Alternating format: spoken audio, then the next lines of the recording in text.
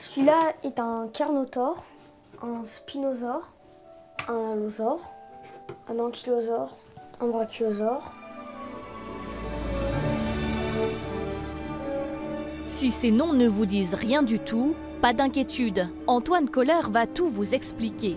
À seulement 8 ans, il est incollable sur les dinosaures. Ça, c'est un spinosaure. Sa voile est un régulateur de température. Il peut manger du poisson des dinosaures. Il peut nager. Ses connaissances, il les a puisées dans des documentaires, des livres, des musées. Très vite, une passion est née. Ce qui me plaît déjà, c'est leur règne. Parce que ça a duré beaucoup plus longtemps que le nôtre.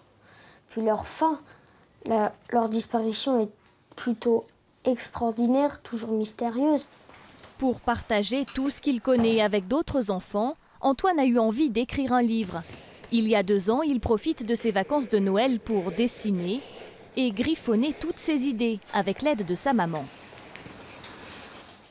Les ornithischiens, Oui. se divisent en 3 groupes. Je me suis dit pourquoi pas transmettre mon savoir sur les dinosaures vu que je connais plein de choses. Et puis ça peut aussi montrer que les enfants ne sont pas que bons à regarder les écrans et après faire leurs devoirs.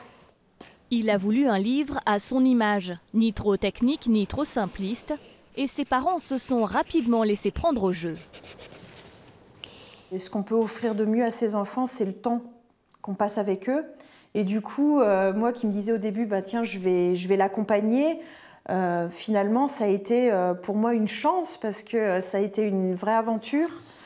Après plusieurs mois de travail, Antoine et ses parents peinent à trouver un éditeur. Alors ils se lancent dans l'auto-édition.